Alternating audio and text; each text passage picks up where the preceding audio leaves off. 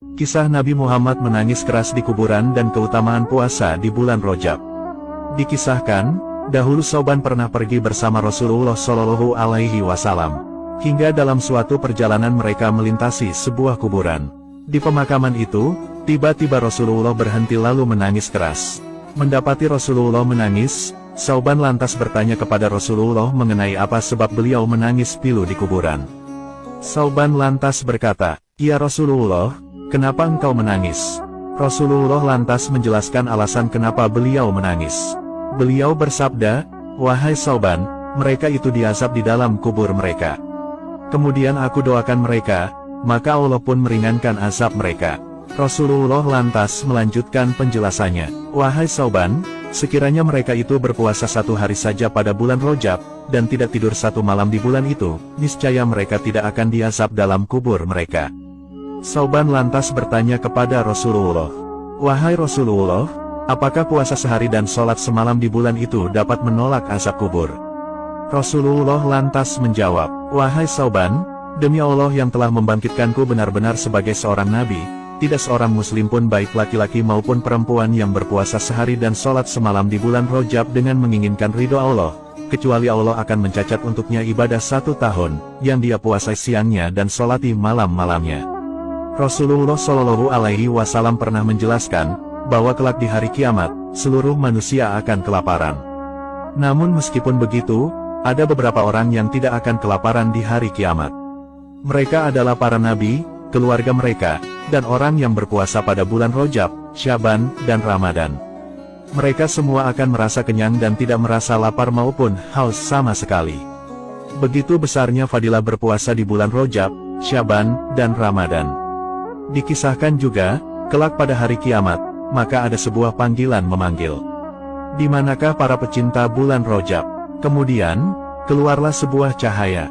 Malaikat Jibril dan Mikail mengikuti cahaya itu dan diikuti juga oleh para pecinta bulan Rajab. Kemudian, mereka menyeberangi jembatan Shiratal Mustaqim yang kecepatannya seperti kilat yang menyambar.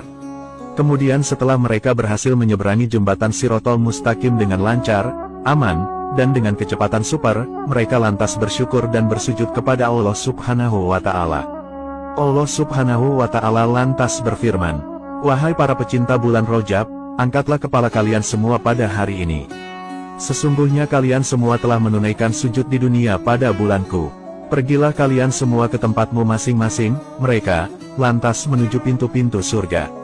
Seperti yang kita tahu, Shiratal Mustaqim adalah sebuah jembatan yang membentang di atas neraka jahanam.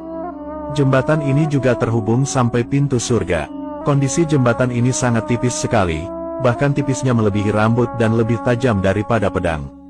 Tidak hanya itu, di atasnya juga terdapat besi-besi dan duri-duri tajam yang sangat membahayakan. Siapapun yang tidak bisa melewati jembatan ini tentu akan tergelincir dan masuk ke dalam neraka. Merekalah golongan orang-orang yang kafir dan para pendosa. Namun bagi orang yang beriman dan ahli ibadah, tentu akan sangat mudah melewatinya. Jadi, kondisi dan kemampuan setiap manusia akan berbeda-beda saat melewati jembatan ini. Semua tergantung keimanan dan amal perbuatan manusia itu sendiri selama hidup di dunia. Bagi orang-orang beriman, mereka akan dimudahkan Allah untuk melewati jembatan maut itu. Ada yang mampu menyeberang dengan kecepatan bagai kedipan mata, ada yang seperti kilat menyambar, ada yang seperti angin, ada yang seperti kecepatan kuda, ada juga yang seperti kecepatan unta yang berjalan.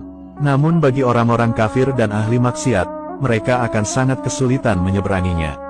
Mereka akan sangat mudah terkena sabetan duri-duri jembatan yang sangat mengerikan. Duri-duri itu akan mengenai mereka, bahkan menyebabkan mereka tergelincir dan masuk ke dalam jurang neraka yang sangat panas dan mengerikan. Semua kejadian ini menjadi gambaran amalan mereka sewaktu masih hidup di dunia. Hal ini pantas mereka dapatkan karena hidup penuh dosa dan kemaksiatan. Rasulullah Shallallahu Alaihi Wasallam bersabda, "Barang siapa yang menghidupkan malam pertama bulan Rajab, maka hatinya tidak akan mati di saat hati orang-orang lain mati.